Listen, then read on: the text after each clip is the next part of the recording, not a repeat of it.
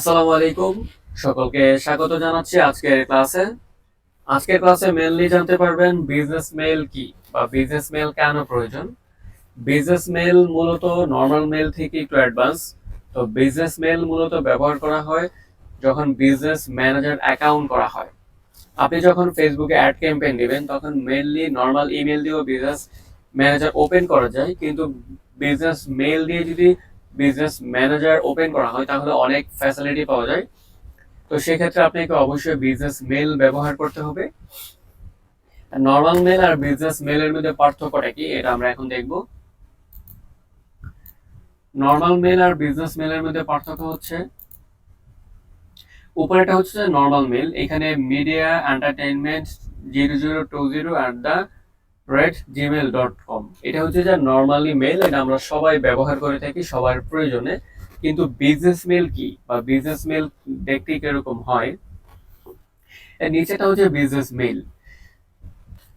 এই যে info@ দেখতে পাচ্ছেন, এটাই হচ্ছে যে নর্মাল মেল থেকে বিজনেস মেলের একটা পার্থক্য। আর এডুকেশন নলেজ বিডি দেখতে পাচ্ছেন, এটা হচ্ছে যে একটা আপনার এই যে নর্মাল মেলের মতো একটা হচ্ছে নাম এডুকেশন নলেজ বিডি, আর .com হচ্ছে একটা ডোমেইন। এই হচ্ছে আমাদের মেনলি এই বিজনেস মেল আর নর্মাল মেলের ভিতর পার্থক্য। জাস্ট এখানে আপনার নর্মাল মেল আর .com ব্যবহার করা হয়, এখানেও .comটা ব্যবহার করা হয়। সো মেনলি এখানে পার্থক্যটা হচ্ছে যে এখানে info@ আছে আর এখানে info@ নাই। সো এখানে মেনলি দেখা গেছে যে আপনার বিজনেস মেলের অনেক ক্যাটাগরি থাকতে পারে। সো এই আমার যে মানে ডোমেইন, এই ডোমেইনের সাথে info@টাই খালি ছিল, তো আমি info@টাই নিয়েছি। তো অনেক সময় দেখা গেছে আপনি যখন মানে ডোমেইন পারচেজ করবেন সেখানে দেখবেন যে অনেক প্রকারের মানে মানে ইনফো থাকে, যে অনেক প্রকার হোস্টিং থাকে, বিভিন্ন প্রকার হোস্টিং থাকে। তো আমি আমার নামে এই ডোমেইন হোস্টিং এটাই খালি পেয়েছি, যে ইনফো।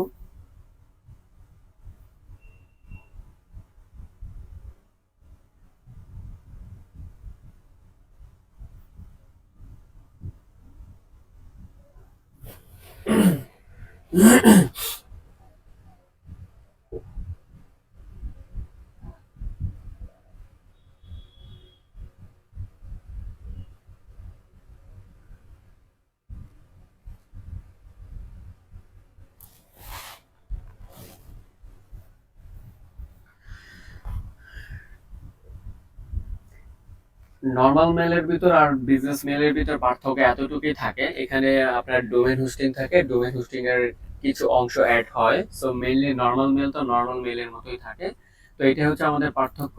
তো বিশেষ করে আপনি যখন মেইনলি আপনার বিজনেস ম্যানেজার অ্যাকাউন্ট তৈরি করবেন, তো এটা ডোমেইন হোস্টিংটা আপনাকে অবশ্যই দিতে হবে।